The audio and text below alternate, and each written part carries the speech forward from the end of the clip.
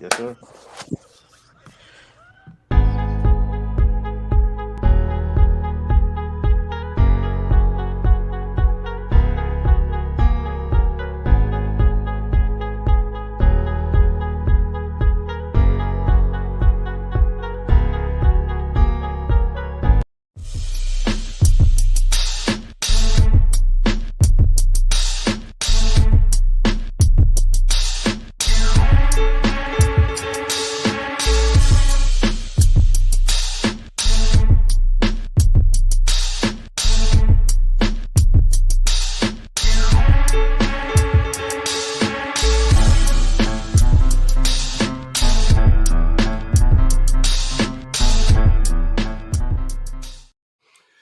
Good evening, and welcome to the Positional Sports Talk Show Post, live streaming on Facebook Live, Twitch, and our Positional Sports Talk Show YouTube channel.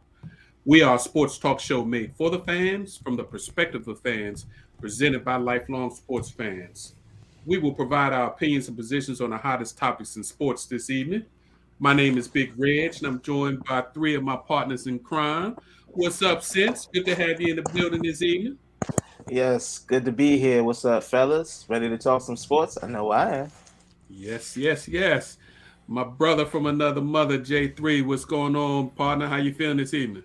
What's up, fellas? Feeling good. Let's do this. Last but certainly not least, my other partner in crime. What's going on, Ed? How you feeling? I'm feeling decent, ready to talk some sports. Good, always good to see you, J3, since always good to see you three. Let's do this. Yay. Before we get into the actual show, we just like to say again, congratulations and happy to one of our other fellows, members of the Post crew, Professor J, and his beautiful wife, Janine, who welcomed in their beautiful baby girl, J Lynn. Welcome to the family, J Lynn. Baby J. Baby J. Got another JB in the house. And I wish all the sleep y'all can find over these next few months. Yes. Lord help him. Facts. So this evening, we will do some quick hits. We got to get to the NFL wild card. And of course, talk about the divisional round coming up this weekend. B-ball is starting to heat up. The NBA, boy, there's some drama in the NBA going down and some major injuries. Of course, our final post of the evening. So as always, we appreciate you tuning in. So sit back, relax, and enjoy Post on the Positional Sports Talk Show channel. All right, fellas. First and foremost, I'd like to say congrats to a fine honor and far overdue for Willie O'Ree, who was the first black player in the NHL. He finally had his number 22 retired by his team, the Boston Bruins. Something that probably should have been done many years ago, but it finally happened. And thank goodness he was still alive to actually be able to witness it in person and have his grandchildren there with him. So shout out to Willie O'Ree. If you haven't heard of him, Google him, look him up. He was a bad man that played in the NHL and was blind in one eye and they didn't know it. University of Oregon basketball had a phenomenal week this past week. Both the women's and men's unranked teams knocked off 2 top 10 teams each. So Oregon's trying to do some damage to the NCAA, and with that week, I'm sure that'll get the men to the dance on both the men's and women's side. All right, we've been talking about this craziness for 3 weeks now. Novak Djokovic, his Australian odyssey finally ended when he lost his second court decision after the Australian federal government revoked his visa for a second time. And he went to a judge, and the judge said, nah, we not going to overturn this. So he was immediately ushered from the judge's chamber back to a secure facility until they put his butt on an airplane and sent him back to Serbia. So 11 days of drama is finally ended, and unfortunately, Novak will not be able to defend his Australian Open title. The Australian Open started this Monday their time, Sunday our time, and the news actually even got worse because 2 weeks ago, the French Open, when they heard the Australian was doing something, said, "Don't worry about it. You can come to France and play in the French Open. We don't have any restrictions." Well, that changed over the weekend. So now in France, if you want to enter a restaurant, any type of entertainment venue or sporting arena, you got to show proof of vaccination. And they say there will be no exceptions to it at all. I mean, come on, man. Do you blame them? I mean, they want to keep their country as safe as they can. And then you got somebody who's going to sit here and tell you he ain't going to get vaccinated, but yet you want him to come. He want to come in your country. Man, get out of here with all that. Right. And again, it's your choice if you want to get vaccinated or not. That's an individual right and choice. We get that. But if you want to do it at this venue, then you need to be vaccinated. How about that? Absolutely. For you people that love the combat sports, we haven't talked about it because they always take kind of a pause at the end of the year. But starting this Saturday, Gary Russell Jr. returns to the ring. Capitol Heights own will defend his WBC featherweight title versus Mark Magsayo on Showtime. And if you're not necessarily into boxing, but you like the other combat sport, UFC 270 is this Saturday from the Honda City in Anaheim, California.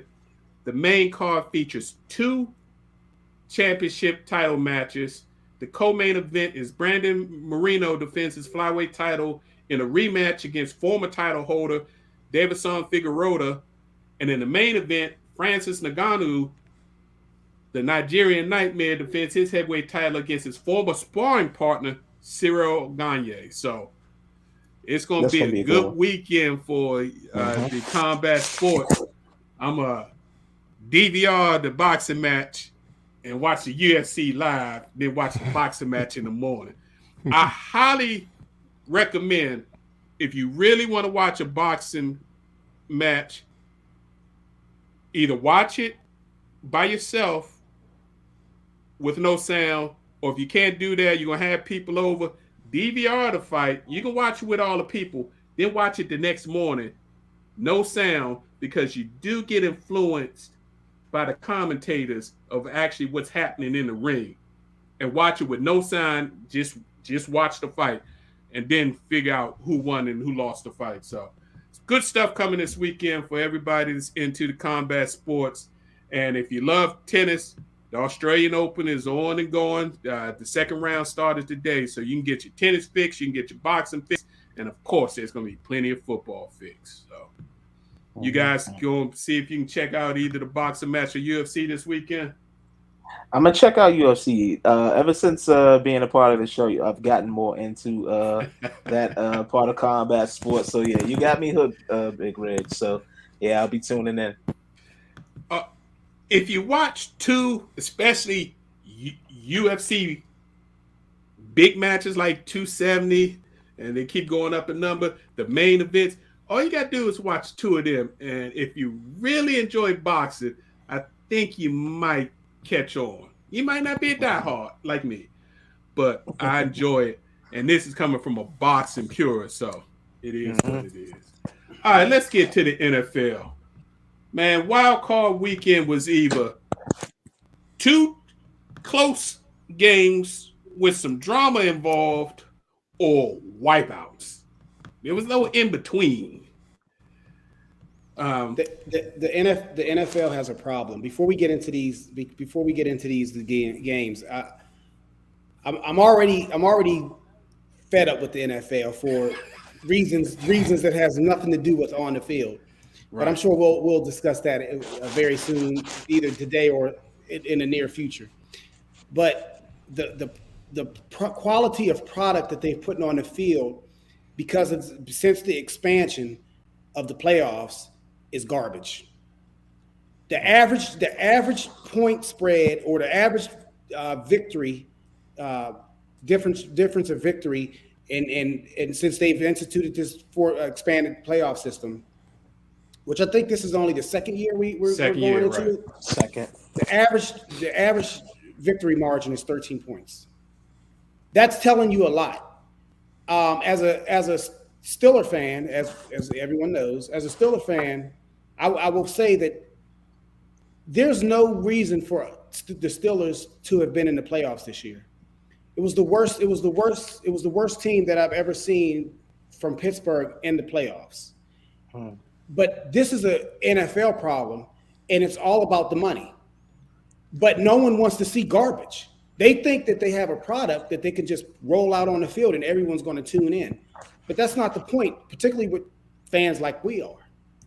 So that's just an observation of mine as far as this expanded playoff system and these garbage games we got to witness this week. So with that being said, Ed, to be honest with you, the only reason why the Steelers actually got into the playoffs is because the Ravens kicked themselves out of the playoffs the way they played towards the end of the year. But that was just a point. You could have inserted any team into that. Yeah. I was just making a point as far as the garbage that we witnessed this week. And now the weekend that's coming up, I guarantee you that we'll see a vastly different product on the field because those are the teams that actually should be in the playoffs. Well, so it's pretty much like they kind of took a page from the NBA as far as like expanding it to make it like a play-in type of deal. But what they, were gaining in parity, they kind of lacked in performance. It's pretty much what you're saying.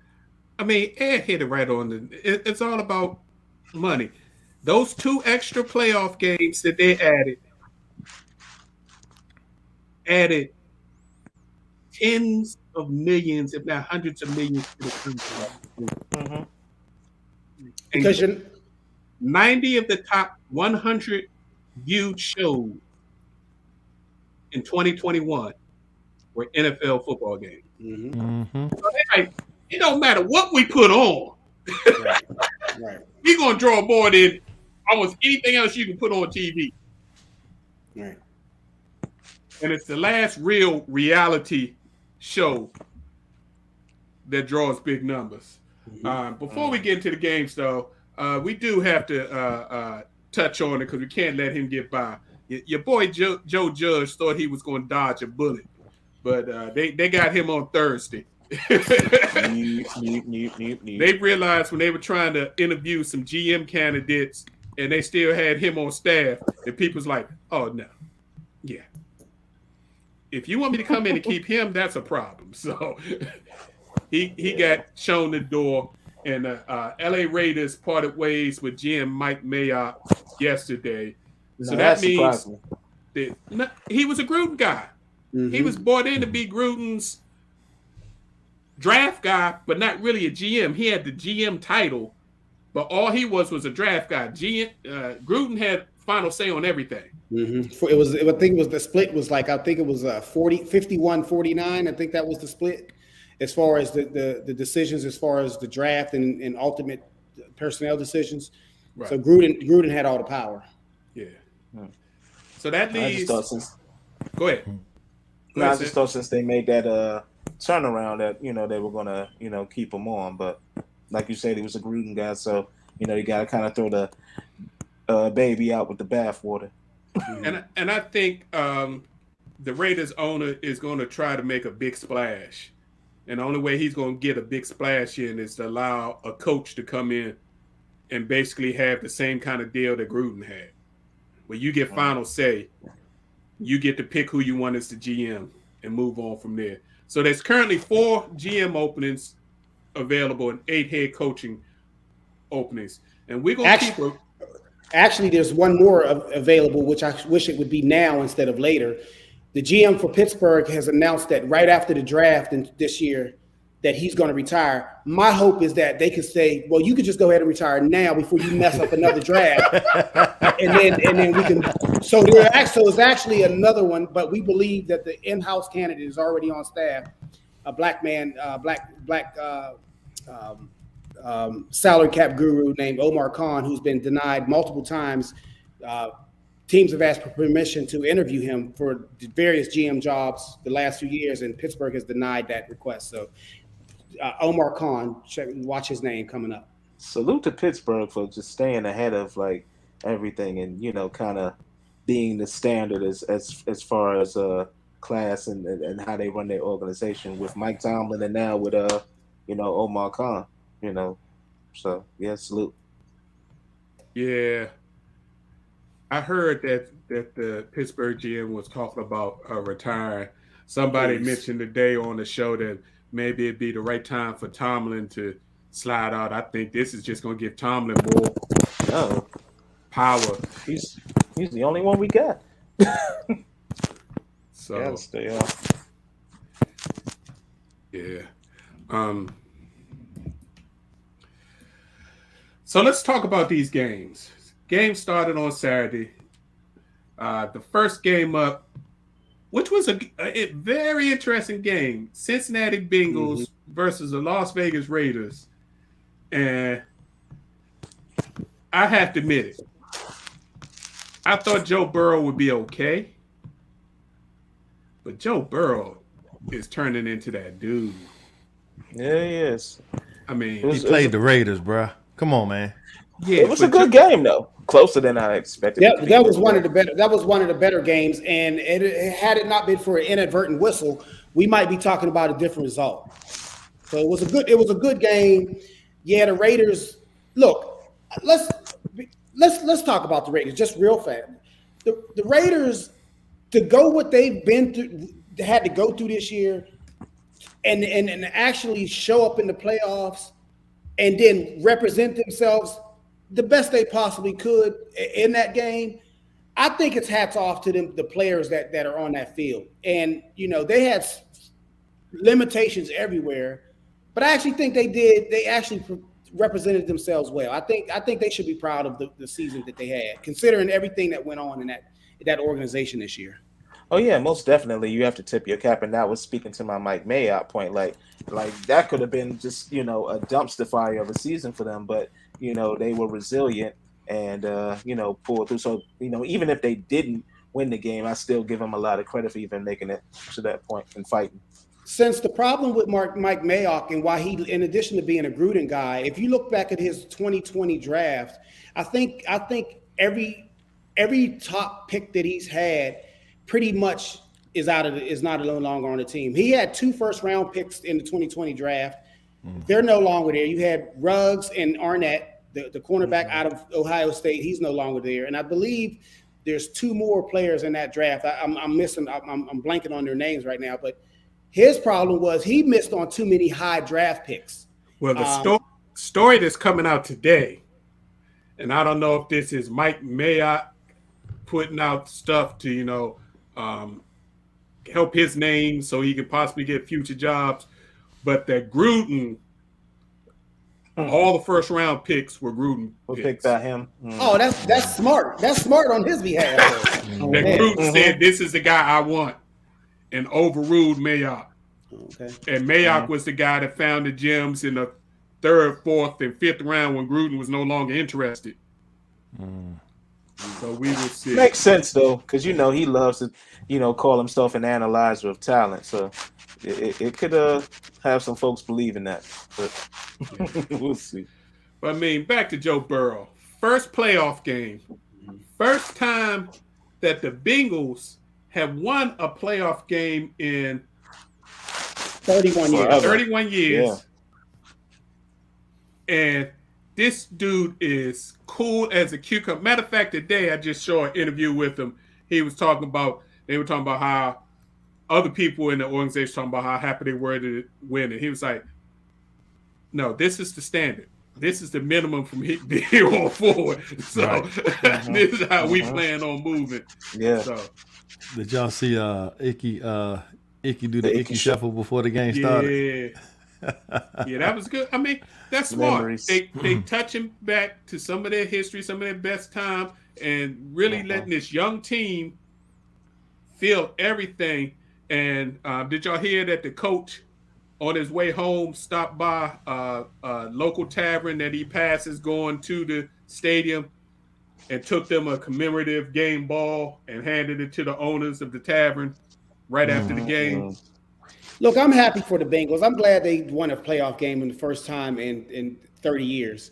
But it seems I just smell a rat. So Marvin Lewis was there for over a decade, and he had Andy Dalton, and that's what they gave him, and that's what they re-signed. They gave him actually a contract extension, and they was like, "This is who you need to work with, right?" Andy Dalton. They weren't a big free agent. They didn't dip too deep into free agency, if at all, when they were at the Bengals. Because who wanted? Because the owner, who was going to, he was notoriously cheap. It was throughout the league. They've known this, but this offseason they picked up some key free agents.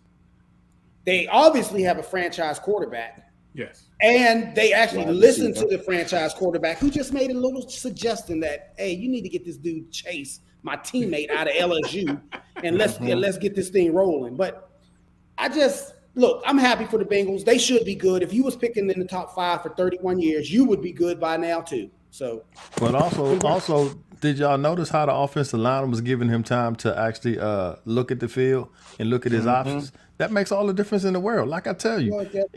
A quarterback is good, but he can only be great if he has an offensive line. Right.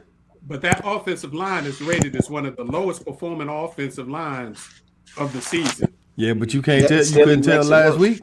No, he still makes it work somehow. In the nightcap, I think this was years of losing and abuse taken out on the New England Patriots.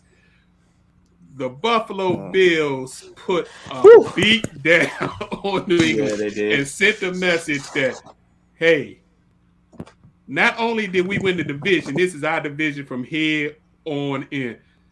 Hey, Jay Wills, we don't want to hear nothing about Jamar Chase. Keep that to yourself. Keep on going. Keep it moving. Keep it moving. And I saw your comment, BJ. If Cincy go into Tennessee and beat the Titans and make the Titans Ed would love that. Ed would love that. No, because Derrick Henry's coming back. So then now Tannehill's going to look a lot better than he actually is. So that's a tall task for the coach. Should be coach of the year. I think he's going to have his Titans ready, but we'll get it. Rabel. Yeah. So the Bills pulled off something that's never been done. They had a perfect offensive day. They had the ball a total of 8 times. The first 7 times they possessed the ball, they scored touchdowns. Didn't kick a punt, didn't kick a field goal. The last time they had it, all they had to do is kneel down twice to end the game. So that didn't count. So, I mean, how y'all think Bill Belichick felt about getting his butt beat like that in a playoff game? That's a matter of time. Dude, come on, man. The Patriots were not the regular Patriots team. Plain and simple. No, I mean, honestly, people didn't expect them to make it that far. So kudos to them for getting to the playoffs with a rookie quarterback. And I think that New England maximized their potential this year. Don't forget they picked 15th last year in the draft, so they weren't very good last year. And they did return to the playoffs. But the thing, look, they were in Buffalo, and Buffalo has an advantage. And teams better get to Buffalo and hope Buffalo don't have, start on this run of getting home field advantage throughout the playoffs. They certainly have the roster capable of doing something like that right now. But that home field advantage that they have, and particularly when the temperatures dip, it's real. It's very real. So those conditions, and I know J3, you say you like to always point out that they're professionals and they're getting paid, but I don't want to play in 3-degree weather. I don't care how much you're paying me. That hurts. I don't. That hurts. I don't want to play in there. And so some people are acclimated to it. And I know Boston is cold, but New England, it's cold there. But that wind howling off Lake Erie, and just like Green Bay though. Come on, man. If you're going up to I agree. to Wisconsin, oh yeah, you're gonna suffer. Yeah. And did y'all notice that the Bills actually found a running game in the last 3 weeks? Yep. They didn't run the ball all year for the most part, unless it was Josh Allen. Now all of a sudden, they toting the rock a little bit, and Devin Singletary putting in some work. So they're gonna be a tough out. They will. I look forward to seeing that. I think I look forward to that Kansas City game. I was getting ready to say, who you like in that game? We gonna get there. We gonna get there. Slowly roll. Let's talk about Sunday's game. Again, one good game, and the two other games was just total beatdowns. What the Bucks did to the Eagles in the first 3 quarters. That wasn't even competition. Competition. It was like, we going to show y'all a clinic on how to run offense, and we going to make Jalen Hurts and your offense look like y'all don't belong on the field with us. But can I say something about Jalen Hurts? The Eagles not going to win with Jalen Hurts. I know people don't want to hear me say that, and I do want to support African-American quarterbacks. I do. But if you can't play the game, you can't play the game. And if you're a one-dimensional quarterback in the playoffs, it will be exposed. And if Jalen can develop into being able to beat you from the pocket, then maybe they go further. But right now, until someone gets a hold of him and trains him the proper way, it's not going to work. Now Philly has limitations on the offensive line. They have the running back is suspect at this point because I don't believe Sanders is healthy. But at the same time, I do not think Jalen Hurts is the answer. I don't. I disagree. Look at what he did with what he had, and look at how far he got them. Now, granted, I mean, the NFC wasn't, really that, competitive, but still, I mean, you got to give credit where credit is due. But again, since when you talk about how far they got, how far did they get? They got to a watered down wild card weekend playoff game. But they weren't expected to go that far. But they got there with a rookie head coach who we don't know if he can coach or not. Now, we do have to give him credit. After about 6 games, he finally realized, let me stop trying to make him a pocket passer and switch the offense. But I saw improvement in Hurts' passing this year from last year. Now, will he ever be a proficient, I'm going to just drop back 35 times and sling the ball? I don't think so, but I think he can be a 20 to 30 time a game passer that hits the right people at the right time and will continually develop. Because he's you can't call him gym rats because there ain't no gyms in the football, but he's a gym rat. Mm-hmm. And he's a leader. He studies. Mm-hmm. And if you use the picks, they've got 3 first-round picks this year coming up and a bunch of second-round picks. If they use the picks and build everything around them, like that old offensive line that needs to be upgraded, I think they can put together a formidable everything else and allow Jalen to keep improving. But that's just my opinion.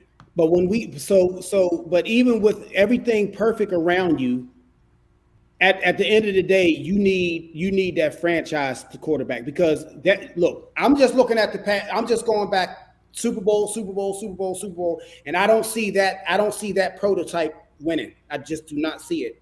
If you cannot throw from the pocket, you cannot win a Super Bowl. So I just don't see it. Literally want to see a pocket quarterback. That's what you're saying. You can have movement.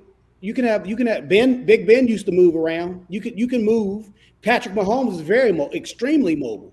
Josh Allen runs, but they're slinging from the pocket. I agree with you for the most part.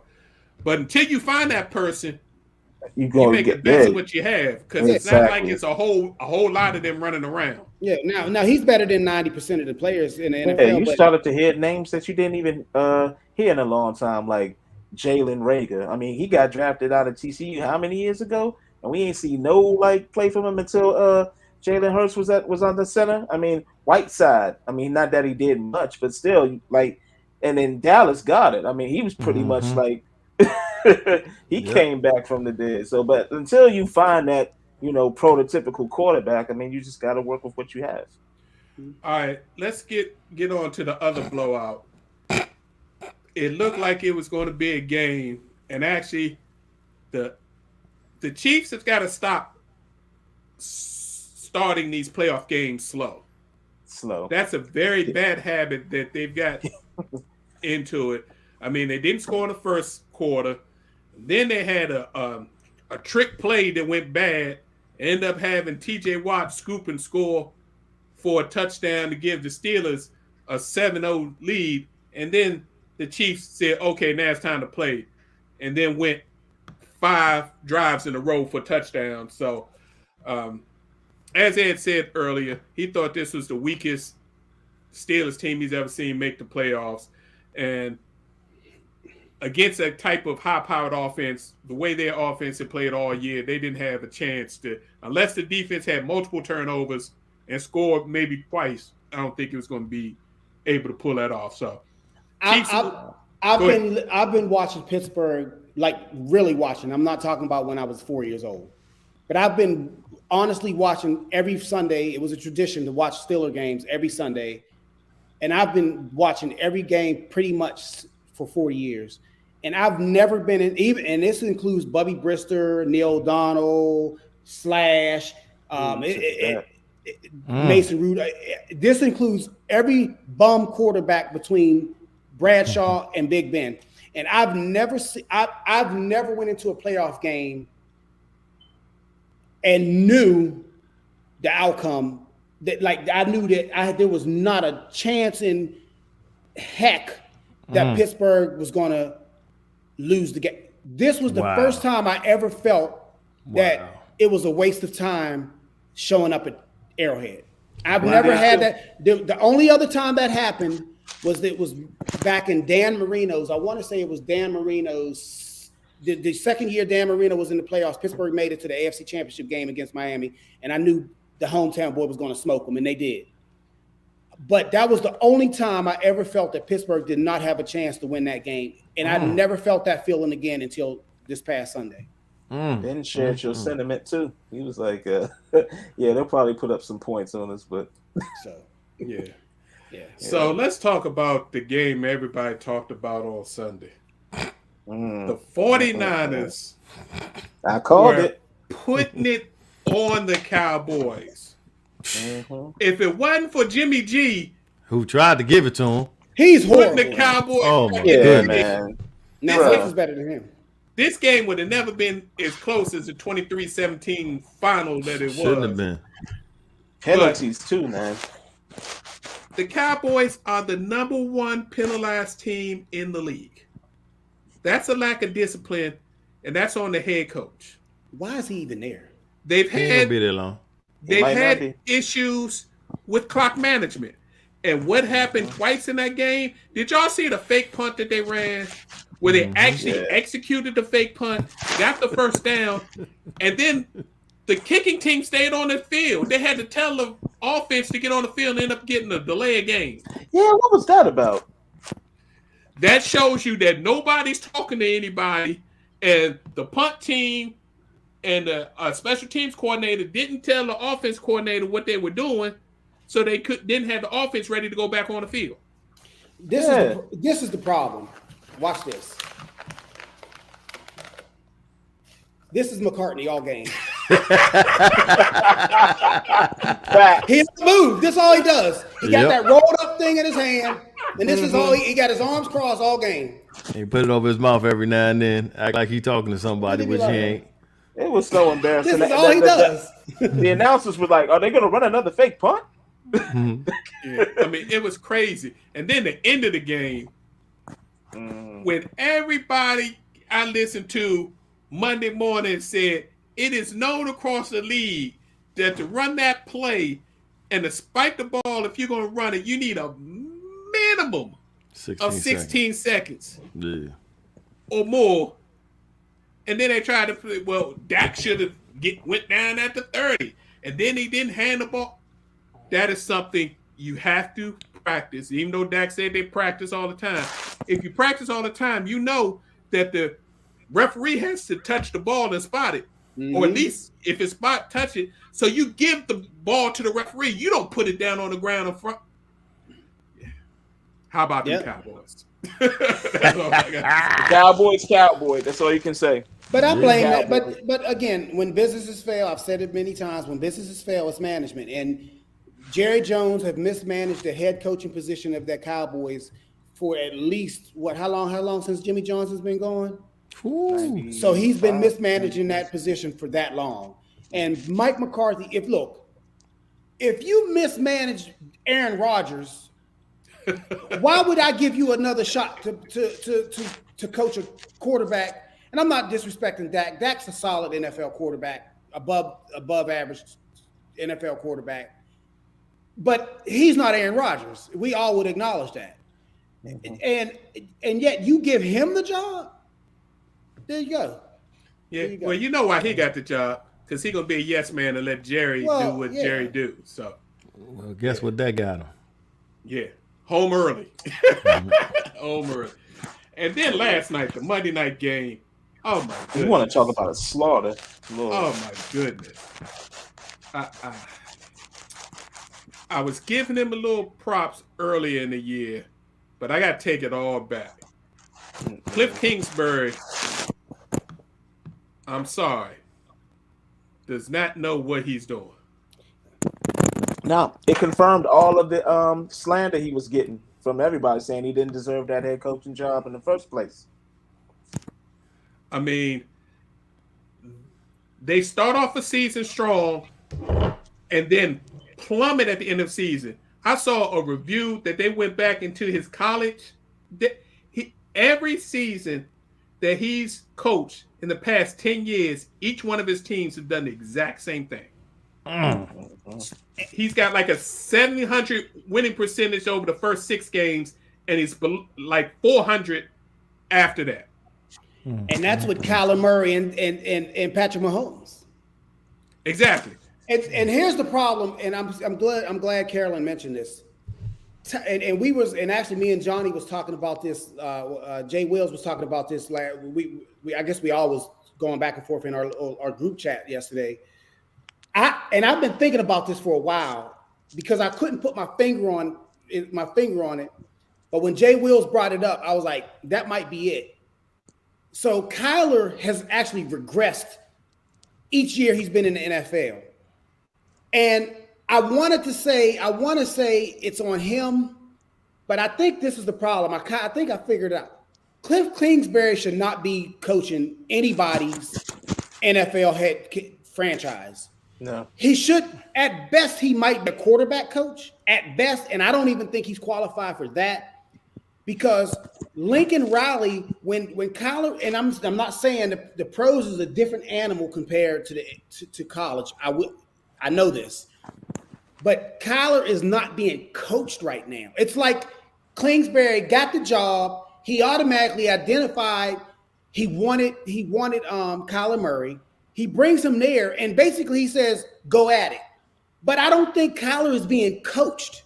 I don't think he's being told, "Hey, man, you know, are you going through your progressions? Are you holding the ball too long? Are you playing quarterback at a professional level?" I don't think Kingsbury is doing that. I think he's just letting Kyler be Kyler, and I think we know it's a problem because they've looked like every big game, that primetime game that I've watched Arizona this year, and even into the last year. They folded like a wet piece of paper, just folded.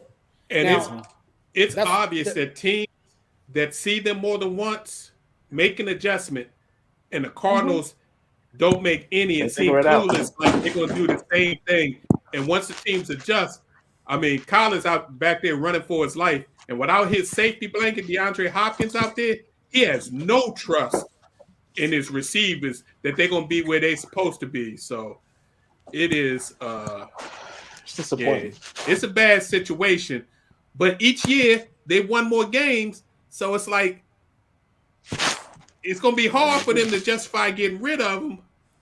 But I think for the long-term health of the organization and Kyler Murray, I think they're going to end up having to make a change because another year of them winning a whole bunch of games in the beginning, first 2 months, and then losing again.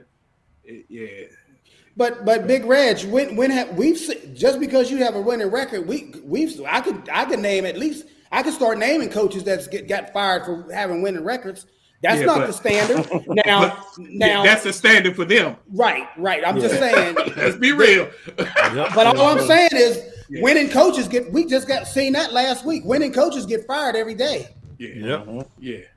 Yeah, he has that privilege. So okay, well, you know, and he looked good, and he got the nice crib. So you know they trying to keep all that. Right. We gonna be sitting on watching the TVs the same time this next weekend. All right, so let's talk about next weekend. Now we get to the divisional rounds. We get to the real football games. The nitty gritty. Yes. Saturday, you got the Cincinnati Bengals visiting the Titans, 4:30 p.m. That's going to be on CBS.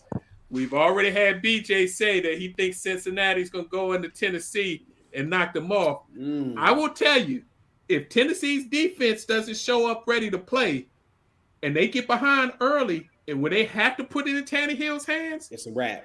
It's a possibility that could happen. And because if they can stop the run.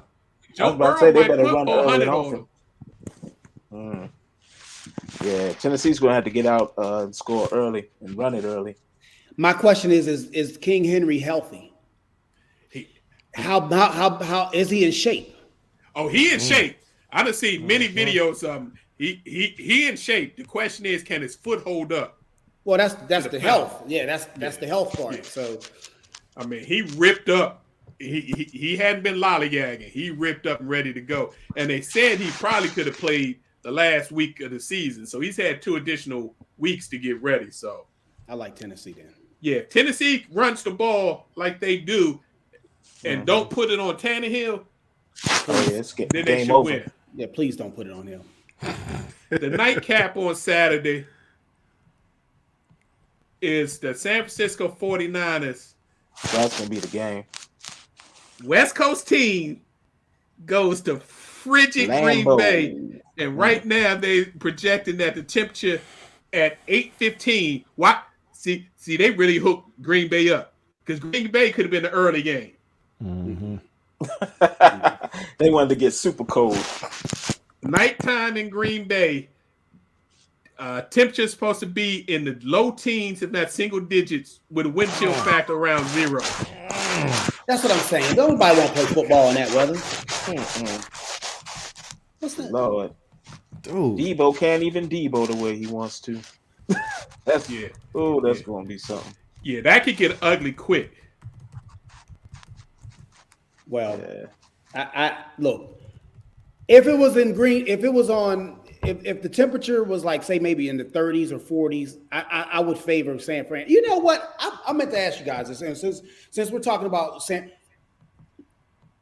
Shanahan is a good coach. I don't know what happened in DC. Like, I don't know what happened, but his coaching tree, they're still in the guy in Green Bay, right? Yeah, McVay. The guy in LA. That's McVay right there. The guy in Cincinnati. Yeah.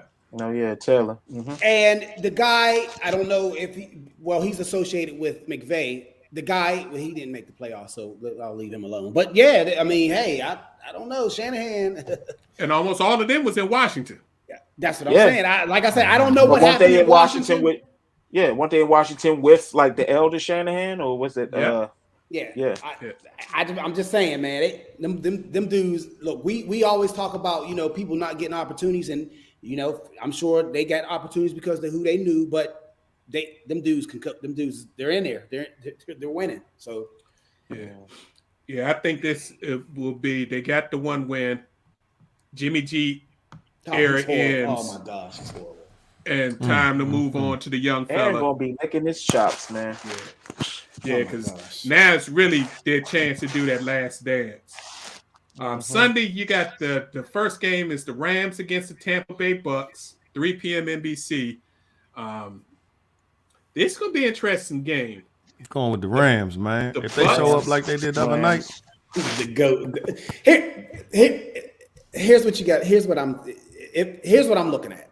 Because I was talking about this all day with my coworkers today, and it comes down to, do you trust Brady or do you trust Stafford? Detroit Lions Stafford. I trust the GOAT. That's it. That's all I said. Well, he didn't look like Detroit Lions Stafford last night. And you also got to remember, the Rams got a running game, so they really don't have to rely too much on Stafford to throw the ball. If they can run the ball, they can be effective. And that's the problem. You don't run on Tampa Bay. Nobody run on Tampa Bay. Get out of here. Nobody's run on Tampa Bay this year. I like the GOAT. The issue is going to be Tampa Bay's starting right tackle, Tristan Wirth, hurt his ankle early in that game, and I don't think he's going to be able to play. That becomes a problem because that Rams defensive line is crazy. Von Miller will line up on that right side all game long with Aaron Donald pushing up the middle. That could be a real problem. So that's going to be interesting. Don't forget about Floyd on the other side. Don't sleep on Floyd. Don't sleep on Floyd because Florida gets you sacked just like the other two. Yeah, because that right tackle might be the best right tackle in the NFL. Right. So that's the problem. So I think that's a toss-up game. It's in Tampa Bay, so Tampa Bay will have a little bit of advantage there.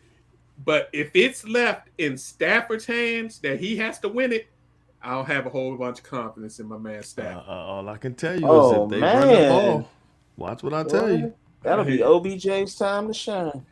And the nightcap, the Buffalo Bills go visit Kansas City for round 2. Kansas City knocked the Bills out of the playoffs last year. They would love a chance to return the favor. But can they bring that offense on the road to Kansas City in Arrowhead at night, one of the toughest stadiums to play in the NFL? Yeah. Chiefs. I like Buffalo. Woo! I like Buffalo because I think they trying to get that monkey off their back. And if you remember last year, Kansas City got him. Right. They got him. But see, Josh Allen, they came in a little cocky, but I think he was the lights were too bright for him last year. I think Brian Daboll, the offense coordinator for the Buffalo Bills, who's probably going to be a head coach next year, I think they got something for him. If Buffalo beats Kansas City at Kansas City, I think Buffalo goes to the Super Bowl. I think the winner of that game goes to the Super Bowl. I agree. Yeah. I agree. So now let's talk some hoops. First, we got to talk about the major injuries. Kevin Durant sprained his knee when one of his own players got pushed into him and fell down and hit his knee. He's going to be out 4 to 6 weeks. And y'all's favorite player, Kyrie, stated in a post-game interview that regardless of what happened with KD, he wasn't changing his stance on getting vaccinated. And his home life and everything was more important than what issues would happen on the NBA court. It must be nice to be able to say that when you make it, even when you ain't getting paid for half the games, making $18 million. Well, usually it's funny. You see it in every walks of life where bad behavior is rewarded.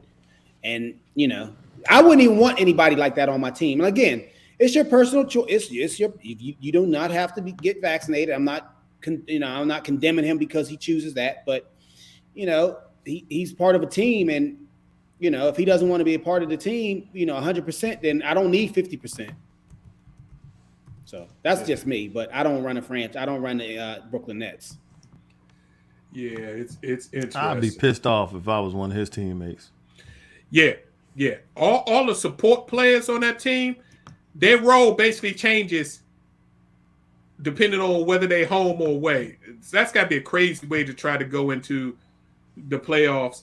And now with KD out, who basically carried the team and was doing everything, it's going to be real interesting to see if they can hold on and keep their position well enough to survive KD getting back so they don't have to face a top 4 seed in their first round of the playoffs. The other major injury is with the Golden State Warriors. Draymond Green, a lot of people don't give him the props he's probably should get. But Draymond Green's been out now for about 2 weeks with a calf injury. He did come back and started the game that Clay returned, but they worked it out with the other team. As soon as the ball tipped, he went and fouled the guy and walked right back off the court. They thought it was just a calf, but after further review and diagnostics, they actually found out that he had a disc problem in his back. So that's a problem. Say it's going to be at least another 2 weeks before they reevaluate that. But they say they've got to alleviate the disc problem to deal with the calf problem for long term. So that makes the Warriors issue a lot because he is their heart and soul and definitely their defensive leader. Yeah. Well, fortunately, they don't really have much competition except for Phoenix in the West. So, Let's not there's one other team that we need to start talking about. Memphis.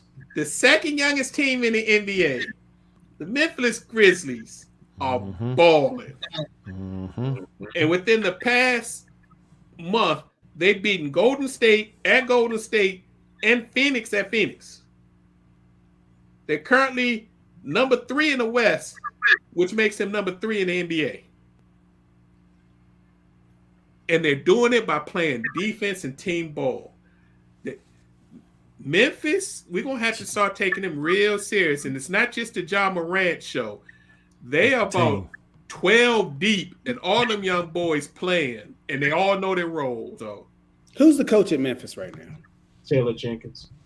They're basically like how the Suns were last season when they were like, good view. Without having a veteran old guy that running the team. These are just young boys that are hungry. That aren't scared of anybody. I mean, if you count Steven Adams, but he's not running the team. But yeah, good point. So, Miami Heat are getting healthy too. They just got back Jimmy Butler and Bam this past week, so they are creeping back up to the top of the Eastern Conference. But we got to talk about the big news story. And since it's your story, so man, it seemed like the wheels are falling off. Come on with it. I know you heard the rumors that your coach Vogel is basically coaching game to game. That he was almost fired last week after that despicable display where they got blown out by, was it Sacramento? It was a despicable display. That's just Yo, when the legend feels that he got to go to the press and talk about how poorly they played and the lack of effort that they played, Magic Johnson, that lets you know that it really got bad. I mean, he was well within his right, and I mean, he wasn't wrong. I mean, you get blown out by that much, you're not showing any effort. You're not showing any sense of urgency. So it had to take an OG, to kind of like show some tough love, like, look, y'all playing like garbage, and kind of put a little tickler out there to Genie as well, saying, what you gonna do about this? Because you deserve better. But where's the problem at, Sense? That's what I want to. That's what I want to ask too. Address the problem. Honestly, tell us the problem with the Lakers. Honestly, it's the effort, and actually Matt Barnes touched on this earlier on NBA Today. Excuse me. They're not taking the regular season seriously. It's like they pretty much trying to coast through the regular season to make it to the playoffs because actually that's what they're built for. They're built for a 7-game series. I mean, when you have like vets like that on the squad, like, I mean, Carmelo, when have we ever known Carmelo to play defense? Like Russ, he'll put forth that effort, but he's not like a defensive guru. LeBron, he takes plays off. So I mean, and any team that LeBron has been on, it's kind of been that same theme. Like they'll coast through the regular season, but they really just gearing for the playoffs. And I know as much as y'all would love to see the Lakers fall, I mean, maybe not you, Big Reg, but definitely Ed and Jay. I keep telling you, I like the Lakers. I don't know why you don't believe I like the Lakers. I just don't see no team effort. I mean, I really don't see no cohesion. It's just like they're just out there. Yeah, I mean, age will do that. But I think I still believe in them. I think they're going to turn it around if they are able to make a trade by the deadline. And I know that we're going to touch on that. I guess we can touch on that now, right? Who they going to trade is the question. I mean, there's been some things out there like Jeremy Grant. I know Detroit's asking a first rounder and like a a player with a high upside, aka THT. I could see that deal being made. Or go to the bargain bin, go to Houston, get a Eric Gordon or Eric Gordon, he's still in the NBA. Yeah, he's still out there but shooting, but he still can play, and but he don't play much defense either.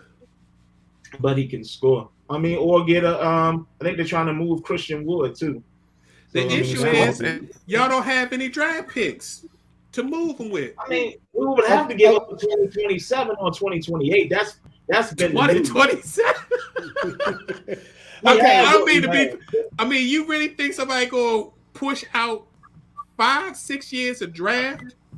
From what I've heard, that's what Detroit was asking, like THT or none, and a 2027 to 2028 pick. All right. Since I actually pulled up the standings in the West, so I want you to. I'm gonna throw a team out real quick, and you just tell me if the Lakers have a chance to beat these teams in the playoffs. Phoenix. Just say yes or no. They can. Okay. I'm not going to say no to any of them because Golden State. I don't believe them that much. Golden State. They beat them before. Memphis. If they put their minds Utah. Utah. Yeah. Okay. He's stretching. I'm not even going. I'm not going to go. Come on now. Yeah. You ride with your team, and there's nothing wrong with that. I love it. Right. I love it. Yes. Do you think Vogel is going to make it to the All-Star game? No. I want to say yes, but I mean, it's kind of a wait and see type deal because I mean, like you said, it's game to game. So, if they get some momentum going, I mean, who they face now? Indiana, and then Orlando after that, and then they go on, Brooklyn. If he loses to Indiana or Orlando, he gets fired that night. It's a done deal. If he loses to either of those teams, it's a done deal. Since I'm going to say it in front of our friends and our audience that if I ever go into politics, you're going to be my publicist. You're going to be the person you're going to be my spokesperson. Because when I mess up and they bring out those bones and that closet gets open, you're going to fix it. I still believe it. I think they can turn it around. I mean, you got too much talent not to. I mean, I just don't see a situation where it just all blows up in their face. I just don't. I mean, whether they make it to the finals, Western Conference Finals, that's a stretch. But I could see them, getting to the playoffs and maybe making it to the second round. I mean, you don't know. A lot of things can happen. Did we expect Kevin Durant to, have that injury? No. I mean, a lot of things can happen. True. So it'll be interesting. At least they ain't as bad as the Clippers. The Clippers just announced that they are putting DJ Mr. Playoff down for another 3 to 4 weeks because his elbow isn't healing right, and they showed your man the Claw in he was at a game where he was supposed to be helping cheer on the team, but he was up in the box. He on his phone. He ain't even paying attention to the game. He realized they on the big screen. It's like, oh. So, one last thing I'll say about the Lakers and Utah, to your point, Big Ed. I mean, Utah. Do you really put that much stock in Utah, like from past performances, like in the playoffs? Do you think like Gobert is that dude? Like he's gotten exposed several times. I mean, playing small ball. I mean, the dunk that Gobert. I don't believe in the Utah Jazz. But at least he'll be available where AD won't be. Shots fired. Shots fired. I mean, you might as well be injured. You getting dunked on by a 6'3" dude. But we're gonna leave the NBA there. That is a good way to end the show with shots fired on both ends. So we will continue to ramp up our NBA coverage and also get into the NCAA coverage as these NFL playoffs start to ramp down. There's fewer games to talk about. All right, fellas, it is time for us to get up out of here. So it's time for our final post.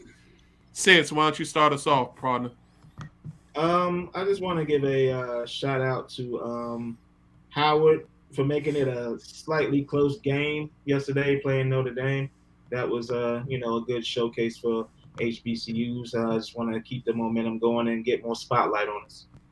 And that was excellent. Howard's coach Kenny Blakely, who actually played at Duke and who actually coached under Mike Bray, Notre Dame's coach. They got together and made sure that happened and made that game happen on MLK Day and put it on national TV. So shout out to both of them for doing that.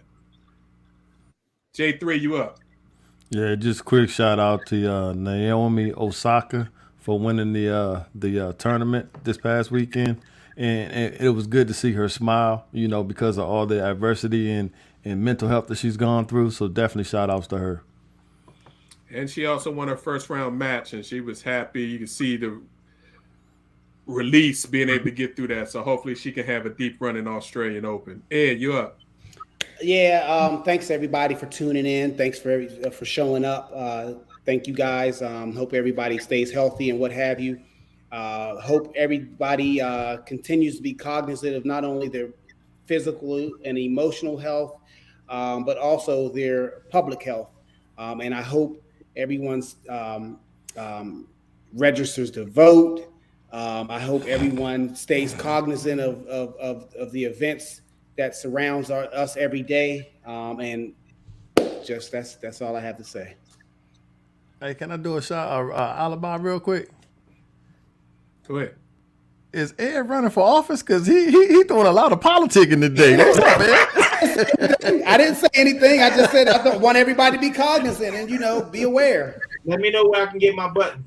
Right. I ain't mad at a bumper sticker. First of all, since I'm hiring you.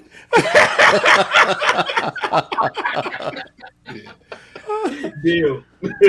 On the note about being safe, I'm not sure if many of you have seen it, but people who listen to this show are generally sports fans, and a lot of people had noticed that Stephen A. Smith had been missing off of ESPN for about almost 5 weeks.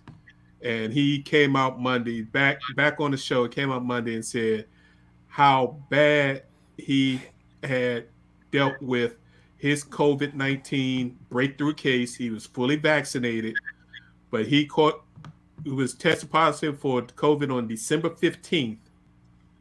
And it lingered and got so bad that on New Year's Eve, he had to check himself into a hospital. And he spent New Year's in the hospital and is still dealing with lasting effects of his COVID ordeal. And from his own mouth, and you can Google this and check it, Stephen A. said his doctors told him that if he wasn't vaccinated, his case was so bad, he would have probably died or at least been on a ventilator. So keep yourself safe. This new variant, people are dropping their guards because so many people are saying, oh, it's just like the flu. I just had a little cold for a few days. Everybody is affected differently. And I just read a story today, not to linger it, a lot of doctors are concerned about what long-haul COVID symptoms that this new variant is showing in people that didn't get it bad, but have prolonged cough and other syndromes that might stay with them for weeks, months, if not years. So be careful, wear your mask. We highly recommend that you get vaccinated. But even if you are vaccinated, that doesn't protect you. So be careful out there because too many people are contracting it. And y'all see it. It's exploding everywhere across the world. All right, I'm off my soapbox. Thank you all for listening, tuning in. We appreciate your time and opportunity to share our opinions on positions on sports with you. We're here each and every Tuesday, 7 p.m. for our live show. If for some reason you can't catch our live show, you can download our shows on our Facebook page and our YouTube channel at Positions on Sports Talk Show. Please subscribe and like. Or if you are more of a podcaster, you can go to any of your podcast platforms, put in Positions on Sports Talk Show. You can pull up a bunch of our previous shows, and we try to update them as soon as we can. So you'll be able to keep up to date on all we have at post. Please tell your friends and family members. If you like the show, we greatly appreciate your support. We'll be here next Tuesday, 7 o'clock p.m. Same bad time, same bad channel. We appreciate you all. Have a nice week. Peace. See you.